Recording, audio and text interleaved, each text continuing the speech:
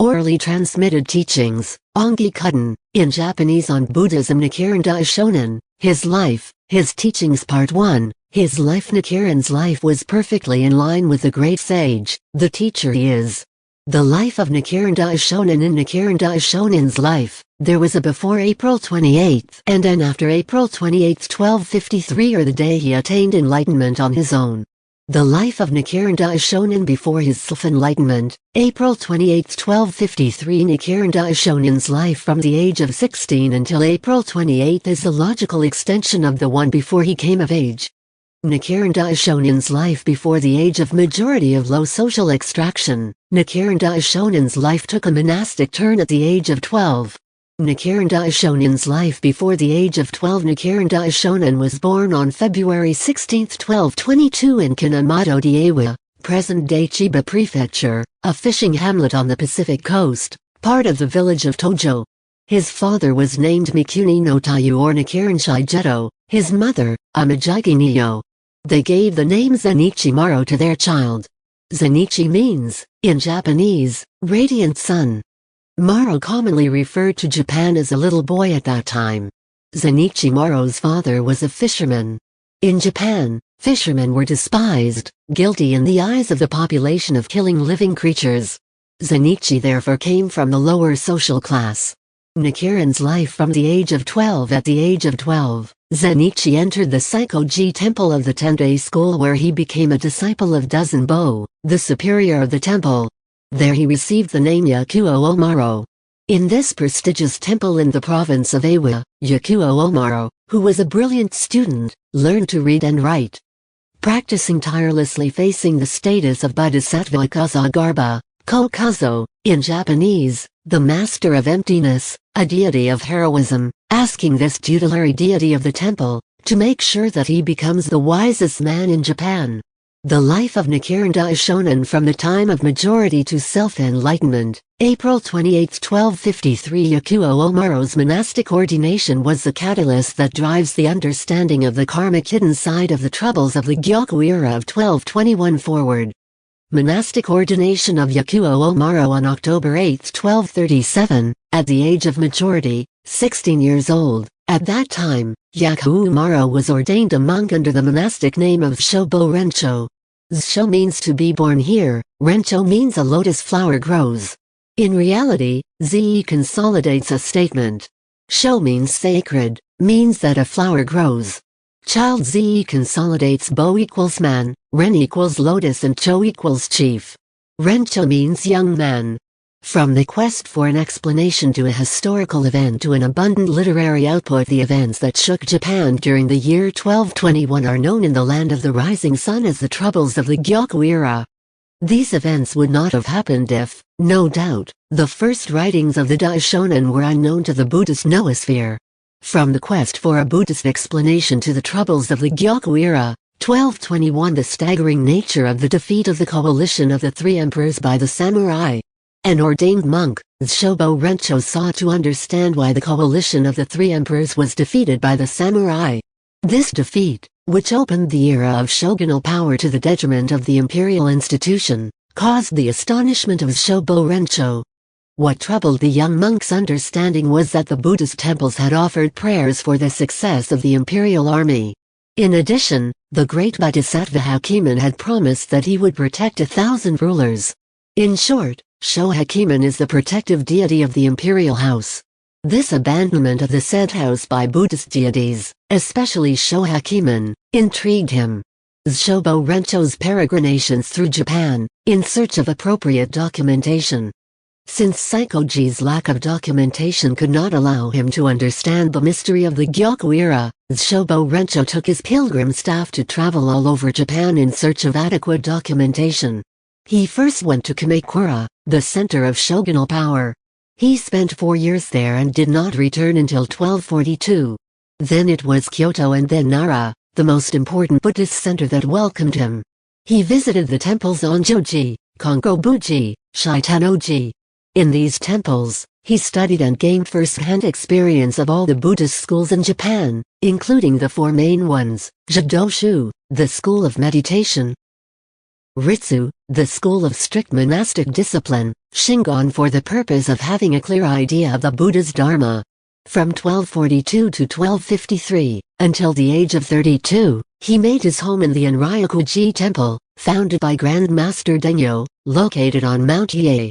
Finally, the discovery of the truth, his various cognitive peregrinations enabled Zeshi Bô Rencho to understand why the imperial coalition had lost the war. The samurai had triumphed because the Buddhist teachings professed by the Buddhist schools that supported the imperial power were in contradiction with the Lotus Sutra. He came to the conclusion that the Lotus Sutra was the best of all the teachings of the Tathagata Shakyamuni, the ultimate truth. Having discovered the truth, he sought so much, Zeshi Bô Rencho returned definitely to Seicho-ji. His writings, the writings of Nichiren Daishonin dating from before April 28, 1253, are not recorded in the Gosho Zenshu because they are considered unimportant for the understanding of his doctrine. These are, attaining Buddhahood through the precepts. 1242 to 21 years on the law of precepts, 1242 to 21 years on the two laws of physical property and spiritual, 1244 to 23 years old Kings Kichikyo and Emperors Shoman and Yo at 26 in 1247 fulfillment of desires, at the age of 28, in 1249 which deals with the five paramitas. From Nichiren Daishonin's self-enlightenment to his enlightenment in the twilight of 1253, upon returning from his cognitively oriented journey through Japan, Zeshi Bô Rencho realized the truth by attaining Buddhahood on his own. From that moment on, he suffered a lot of persecution. This hostile atmosphere in which he lived for the rest of his life was not a decisive factor in the constitution of the community of believers around him. Self-illumination of Zeshi Bô Rencho's self-enlightenment was logically followed by Nichiren Daishonin's first sermon.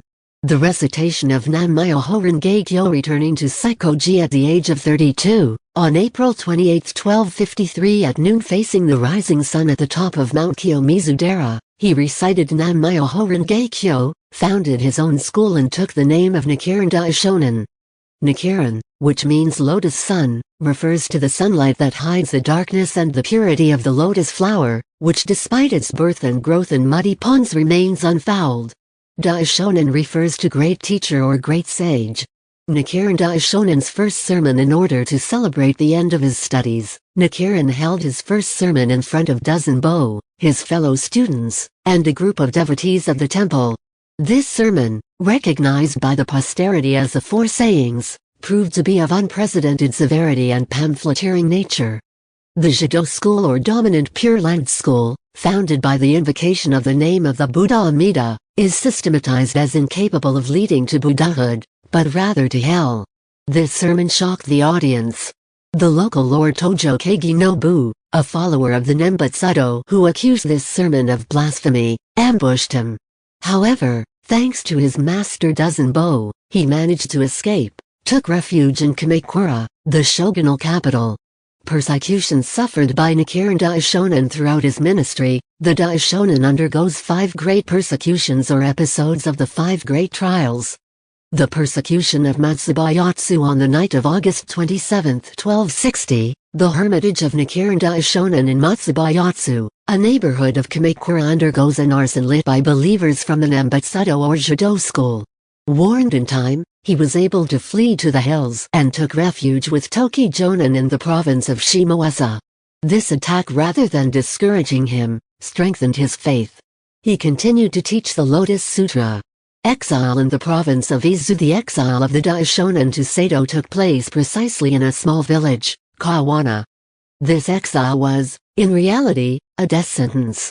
The small village of Kawana, the real place of exile of the Daishonin. On his return from Kamakura, Nichiren was arrested by the shogunal police on May 12, 1261. Arbitrarily, he was exiled to Ito, a rocky peninsula in Izu province. Abandoned by his torturers on the beach of a small Kawana village, in the hope that the violent weather that the island of Izu is accustomed to would destroy him, he is taken care of by a fisherman Funamori Yasuburo and his wife. They granted him board and lodging. Exile in Izu province, in reality a death sentence. Banishment or exile in medieval Japan was worse than the death penalty. This was all the more so since the exile was the object of mistrust from the populations who were wary of strangers. Consequently, they did not give them food or drink, let alone a place where these unfortunate people could lie down. These banished people were condemned to die slowly from starvation and cold. So Nichiren's exile was a kind of death sentence disguised as an exile. The persecution of Komatsuba on February 22, 1263, Nichiren Daishonin was released. He then returned to Kamakura, where he resumed his propagation activity. In April 1264, informed of his mother's illness, at the point of death, his father having died 9 years earlier, against the reluctance of his disciples decided to go to her bedside. As we know, the province of Awa was ruled by Tojo Keigi-nobu, his sworn enemy. Thanks to his prayers, his mother made a full recovery. Better still, she was given 4 more years of life. On the way back, replying to the invitation of Kudo Yoshitaka, lord of Omatsu village in Awa province, in the middle of the Komatsuba forest, Nichiren and his followers were ambushed by Tojo Keigi-nobu and his men. Kudo Yoshitaka was killed as well as Kyonin-bo, one of the Daishonin's disciples. 2 others were wounded. The Daishonin himself had his arm broken and was hit on the head by a sword. The persecution of Tatsunokuchi Haino-seaman, the securocrat decided to override his superior's decision and kill Nichiren. However, the Buddhist deities came to his aid. Haino-seaman, the securocrat decided to kill Nichiren September 12, 1271 in the afternoon. Haino-seaman and several of his henchmen arrested Nichiren at his home. One of the securocrat's henchmen named Shofubo grabbed the scroll of the 5th volume of the Lotus Sutra from the Daishonin's robe and struck him in the face.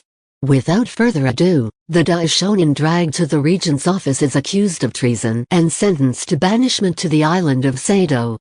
However, Haino-seaman decided to kill him once and for all by decapitating him before he even reached the island. Passing by the Tsurugaoka temple dedicated to the deity Hachiman, Nichiren Daishonin reproached the great Bodhisattva for not protecting him, he who gave everything for the triumph of the Lotus Sutra, thus taking the opposite view of the promise he made to protect the practitioners of the Lotus Sutra.